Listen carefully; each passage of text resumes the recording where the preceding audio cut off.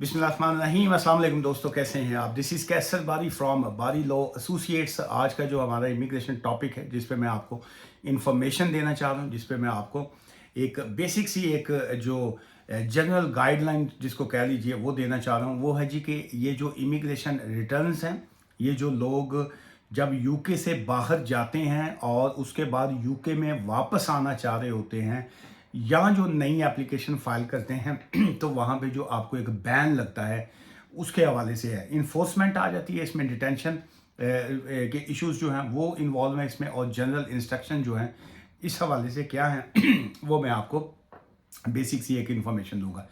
अच्छा चलिए सॉरी, मेरा गला थोड़ा गड़बड़ है, लेकिन कोशिश करूंगा कि मैं बगैर खंगिया मैं तो जड़ा ना दस सका। कोई भी जब आप एप्लीकेशन फाइल करते हैं तो उसमें जो पार्ट 9 होता है, जिसको इमिग्रेशन रूल्स के हवाले से कहा जाता है, जिसमें जो है मोस्टली सुटेबिलिटी और previous breach of UK immigration laws जो हैं वो डिस्कस किए जाते हैं, जिसकी बेस के ऊपर जो है वो रिफ्यूज़ल जो है वो आती हैं।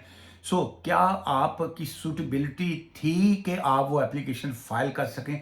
पहला एलिमेंट ये होता है कि जी कि क्या आपको एप्लीकेशन फाइल भी करनी चाहिए थी या नहीं करनी चाहिए थी। क्योंकि बहुत से लोग जो हैं वो सूटेबिलिटी को गौर नहीं करते हैं, लेकिन डायरेक्ट अपनी एप्लीकेशन फाइल कर देते हैं, और उसके कॉन्सिक्वेंसेस ये होते हैं कि जी कि आपकी रिफ्यूज़ल के साथ साथ आपको जो ईसीओ होता है, एंट्री क्लियरेंस ऑफिसर जो होता है, वो आपको साथ में बैन भी कर देते हैं। अच्छा, अब ये बैन की अगर सूटेबिलिटी की तरफ देखा जाए, मैं इसलिए हमेशा यही लोगों को कहता हूँ कि अपना कोई सा भी केस फाइल करने से पहले जो है वो कहते ने कोई किसी ना मशवरा कर लीदा है। बाज़ का कहते ने कोई ना होवे तो दीवार के नाल खड़े हैं, वॉल के साथ आप मशवरा कर सकते हैं, लेकिन बहुत से लोग जो हैं इमिग्रेशन के हवाले से इतनी हैवी फीसें जो हैं वो पे कर देंगे, इमिग्रेशन की फीसें पे कर देंगे, IHS की फीस पे कर देंगे, वकील की फीस वाली जड़ा ना कहते लै मेरे दोस्त ने केस किया सी, मैं भी उहदे वेख के कर लाँगा। आप भाई तूने एप्लीकेशन की थी, लिहाजा मुझे भी थोड़ा गाइड करो, मैं कैसे करूँ। फेसबुक देख लेंगे, यूट्यूब देख लेंगे, वीडियोज़ देख लेंगे, और अपनी एप्लीकेशन जो है वो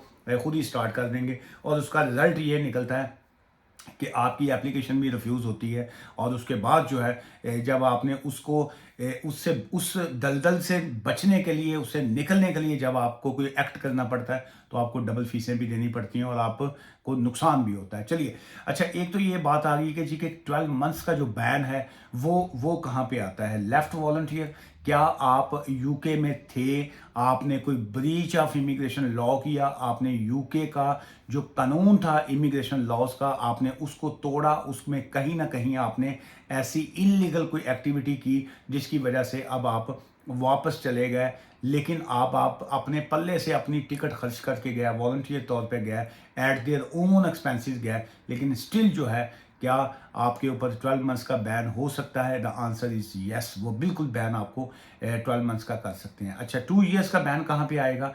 जहाँ पे आप एट अ पब्लिक एक्सपेंस जो है वो आप गए, आप अपनी मर्जी से, अपनी खुशी से आपने यूके छोड़ा, लेकिन जो है आप की जो कॉस्ट थी वो सरकार ने पे की, गवर्नमेंट ने पे की, और उसके बाद आप वापस चले गए। नाउ अब आप कहते हैं कि मुझे जी वर्क वीज़ा मिल रहा है, मैंने वापस जाना है, मुझे वहाँ पे एक मैडम मिल गई हैं, मैं शादी करूँगा, अब उनके पास जाऊँगा, मैं स्टूडेंट वीज़े पे जाऊँगा, मैं फ़लाँ करूँगा। जो भी आप करेंगे, क्या आपने जो पहले किया है उसका खमियाजा अभी आपको भुगतना पड़ेगा? Then the answer is yes, बिल्कुल आपको वो चीज़ें जो है वो फेस करनी पड़ेंगी। So with in 6 months of the being given notice of the liability for the removal, or when they no longer had a pending appeal or administrative review, whichever is a later, जो है ये अगर इस तरह की चीज़ें होंगी, so then जो है आप उसको फेस करेंगे। 5 ईयर्स का बैन जो है उसकी भी कंडीशन यही आ जाती है कि more than 6 months after being given a notice of a liability for the removal, आपको रिमूवल का नोटिस दिया गया था, और उसके बाद जो था आप one day no longer had a pending, आपकी कोई अपील पेंडिंग नहीं थी, आपका कोई ER पेंडिंग नहीं था, आपका कोई केस पेंडिंग नहीं था, लेकिन आपको रिमूवल का नोटिस दिया गया। उसके बाद आपने सोचा कि मैं अब बेटर है कि मैं वापस चले जाऊँ, यहाँ पे हालात मुझे कोई दिखाई नहीं दे रहे। फिर आपने पब्लिक एक्सपेंस के ऊपर जो है सरकार, गवर्नमेंट से, होम ऑफिस से आपने कहा जी मेरी टिकट का बंदोबस्त कर दें, उन्होंने वो कर दिया, अब आप वापस चले गए, लेकिन अब आपको क्या यहाँ पे बैन लगेगा? ऑफ कोर्स वहाँ पे आपको 5 ईयर्स का जो है वो बैन जो है वो कर सकते हैं। इसी तरह जो 10 ईयर्स का बैन जो है वो भी होता है वाज डिपोर्टेड और रिमूव फ्रॉम द कंट्री। अगर आपको कंट्री से वो डिपोर्ट करते हैं या आपको रिमूवल की जाती है ऑन द बेसिस ऑफ किसी भी इमिग्रेशन ब्रीच की वजह से एंड पब्लिक एक्सपेंस के ऊपर जो है, सो देन वो बैन जो है इट कुड बी 10 ईयर्स का वो बैन हो सकता है। यूज्ड डिसेप्शन जो है ये आजकल एक बड़ा एक अहम पॉइंट है जिसके ऊपर जो है बहुत से लोग जो हैं वो चीज़ें जो है वो रॉन्ग कर रहे हैं जी। इसमें 3-4 चीज़ें आ जाती हैं। नंबर 1, डिसेप्शन आ गया। डिसेप्शन होता है कि एक चीज़ जानते बूझते हुए आपने उनको नहीं बताई। सेकंड आ जाता है in the application for a visit visa, ये खासकर उसमें बहुत ज़्यादा विजिटर वीज़ा में जो है ये डिसेप्शन बहुत ज़्यादा आ रहा है। This applies to the application for entry clearance only, जो है वो डिसेप्शन है। अगर आपने उनसे कोई गलत बयानी की है तो वो आपको 10 साल के लिए जो है वो बैन कर सकते हैं, और बाकी केसेस में जो है वो मैंने आपको उसकी इंफॉर्मेशन दे दी। अच्छा, अब एक जो है अगर कोई ऐसा डिसेप्शन नहीं था आपकी जानब से, लेट्स से जैसे एप्लीकेशन में आता है have you travelled in the UK for the last 10 years, आपने कहा नो, एक्चुअली जो था आपका अब यस था, तो फिर आपने उसमें मेंशन क्यों नहीं किया? आपने have you travelled in the last 10 years, आपने वहाँ पे लिख दिया यस, लेकिन टेक्निकली तौर पे वो आपका 13 ईयर्स पुराना था। या वो उसमें आता है कि have you ever breached UK immigration laws, जो है क्या आपने कभी कानून को तोड़ा, क्या आपने कभी असाइलम किया, क्या आपका कभी असाइलम रिफ्यूज्ड हुआ, क्या आपने कभी कोई ऐसी एक्टिविटी की जो कि इमिग्रेशन लॉ के खिलाफ थी। आपने 10 साल के अंदर 10 ईयर्स, आप सोचते हैं नहीं यार ये 10 साल नहीं, वो तो 12 साल पुरानी बात थी, तो 10 साल वाली तो बात होम ऑफिस को याद होगी, 12 साल वाली याद हो सकता है ना हो। नहीं जी नहीं, उनको बिल्कुल याद आ जाता है। सो आपने वहाँ पे जो है ये उसको, अब आपकी इसमें इनोसेंट मिस्टेक आएगी, आपने जानबूझ के गलती नहीं की, लेकिन वो टेक्निकली तौर पे आपके खाते पड़ गई। सो इसलिए वकील की एडवाइस ले लिया करें, ताकि वो आपकी एप्लीकेशन जो हो उसी हिसाब से जो है वो उसको मैं मेंशन करेगा कि जनाब आला 10 साल में ऐसा नहीं हुआ, 13 साल पहले ऐसे हुआ था, 18 साल पहले हुआ था, 15 ईयर्स पहले ऐसा हुआ था। सो उसको कैटेगोरिकली जो है उसमें जो है वो उनको अपडेट देनी चाहिए। अच्छा, इसमें एक लॉ में जो है जी ये जो पैराग्राफ है एक 9.8.2 जो है ये बड़ा इंपॉर्टेंट है। An application for entry clearance और परमिशन टू एंटर और may be refused, may be का वर्ड है इसमें, लाजमी नहीं है कि वो रिफ्यूज़ करें, may be refused the applicant has a previously breached immigration laws. जो एप्लीकेंट है, जो दरख्वास्त दे रहा है, जो एप्लीकेशन जिसने फाइल की है, उसने पहले कभी जो था कानून को तोड़ा था, ब्रीच किया था, and the application was made outside the relevant time period in the paragraph, जो है कि बास का जो है वो एप्लीकेशन जो है आपने outside the immigration rules file की होती है या आउटसाइड द कंट्री जो एप्लीकेशन फाइल की होती है। तो इसमें टेक्निकल सी काफ़ी चीज़ें आ जाती हैं। अच्छा, इसमें एक और जो बड़ा एक अहम पॉइंट इसमें जो मैं आज की इस वीडियो में ऐड करना चाह रहा हूँ, वो आजकल जो चल रहा है जी, वो है स्किल्ड वर्कर वीज़ा के हवाले से। जो है बहुत से लोग जो हैं वो पहले स्टूडेंट लेट से होते हैं, या उसके बाद वो किसी वजह से वापस चले गए होते हैं, या बहुत से केसेस में लोग विजिटर यहाँ पे आए होते हैं, तो विजिट वीज़ा जो है उस वक्त कंटिन्यू नहीं कर पाते हैं, या फेल्ड असाइलम सीकर हो जाते हैं, उनको जॉब नहीं मिलती, या कोई असाइलम वो उन्होंने कहा छोड़ दिया, वापस चले गए। बहुत से लोग जो हैं वो शादी करके आए होते हैं, स्पाउस वीज़ा, फिर उसके बाद वो बीवी तो उसके बह जाती है, तो फिर वो कहते हैं जी कि अपना यहाँ से सौरे ने सलाम कर, वो सलाम नहीं करता तो उसको कंट्री से निकाल देते हैं, या कई लोग जो हैं वो अपनी इज्जत अना और आकड़ की वजह से वापस चले जाते हैं, लेकिन अब वो वापस आना चाह रहे होते हैं। सो जो वापस आना चाह रहे होते हैं, इस तरह के केसेस जो हैं it's not a straight forward, जो है बड़े टेक्निकल से होते हैं उसमें, और बहुत से लोग जो हैं यहीं पे मार खाते हैं कि जी के क्या जो हमें क्या करना चाहिए। अच्छा, इसमें 3-4 चीज़ें और बड़ी अहम है जी। एक तो ये आ जाता है जी कि आपने जिस वक्त यूके में एंटर होते हैं, इलीगल एंट्रेंट जो है, इलीगल एंट्रेंट से मुराद ये होता है, ये कई लोग जो कहते हैं जी कि जी वो यूरोपियन वीज़ा था, तो उसके बाद हम तो यूरोप में एंटर ही थी, तो उसके बाद आयरलैंड चले जाते हैं, तो आयरलैंड से वो बस पकड़ी और बस लेके यूके में आ जाते हैं। टेक्निकली तौर पे इसको इलीगल एंट्रेंट कहा जाता है। आपके पास लीगल राइट नहीं था, लेकिन आप यूके में एंटर हुए, सो दैट्स मीन कि वो is not your legal entry, वो काउंट नहीं होती। दोज हु ब्रीच कंडीशन जो है अटैच टू देयर लीव जो है, ये कंडीशन से मुराद ये होता है कि आपको उन्होंने कहा जी कि रिपोर्टिंग कीजिए, आपको उन्होंने कहा कि साइनिंग पे आप आएँ, आप रिपोर्टिंग पे जाना छोड़ दिया आपने। सो टेक्निकली तौर पे ये आपने ब्रीच किया उस कंडीशन को जो आपके ऊपर लगी थी। सो इस तरह की कंडीशन जो है वो भी जो है वो इमिग्रेशन बैन में आती है, और उसके बाद आपको रिपोर्टिंग पे, लेट से आपको रिपोर्टिंग पे बुलाया, आप रिपोर्टिंग पे नहीं गया, उसके बाद आपने कहा यार कि मैंने हर हफ्ते बुला रहे हैं रिपोर्टिंग पे, तो मैंने तो अब जाना नहीं, तो उसके बाद आप लोग चले गए वापस इंडिया चले गए, पाकिस्तान, जहाँ पे भी आप चले गए। अब उसके बाद आप सोचते हैं कि यार मैंने क्राइम तो कोई नहीं किया, मुझे उन्होंने कहा था कंट्री लीव कर जाओ, मैं वापस भी आ गया, फिर उसमें बाकी इश्यूज़ भी नहीं है।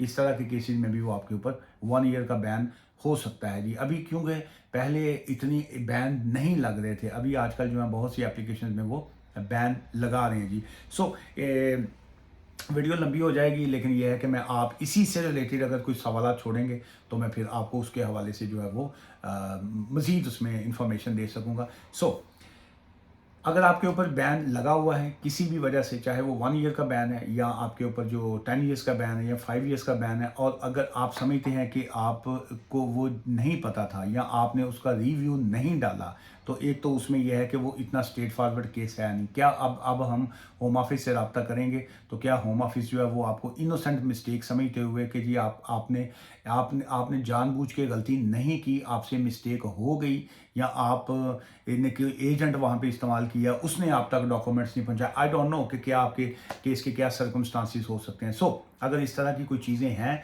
आपके ऊपर बैन है, लेकिन आपके साथ साथ आप को कोई और ऑफर्स भी हैं, कोई जॉब की ऑफ़र है, आपकी फैमिली लाइफ डिस्टर्ब हो रही है, आपके वाइफ है, आपके बच्चे हैं, आपका ह्यूमन राइट्स लॉज की वायलेशन है, सो देन स्टिल जो है आप लीगल एडवाइस जो है इस तरह की सिचुएशन में ले सकते हैं। आप दुनिया के किसी भी कोने से हैं, लेकिन हमारा ऑफिस जो है वो ख़ासकर मैं जो है वो कंसल्टेशन की फ़ीस चार्ज करता हूँ, लेकिन यहाँ पे मैं आपको फ्री इन्फॉर्मेशन देता हूँ जी। 2 सवालों का मैंने प्रॉमिस किया था लोगों के साथ कि जी मैं आपके सवाल का जवाब दे दूँगा। एक था जी कि on PSW getting COS visa कैसे अप्लाई करें। देखिए PSW आपको मिल गया, अब जो वीज़ा जो COS जो है उसके लिए आपको कंपनी ढूंढनी पड़ेगी, जो कंपनी आपको जॉब ऑफर करेगी। उस कंपनी के पास जो है वो स्किल्ड ये जो स्पॉन्सर लाइसेंस है, उसके पास स्पॉन्सर लाइसेंस होना चाहिए उस कंपनी के पास।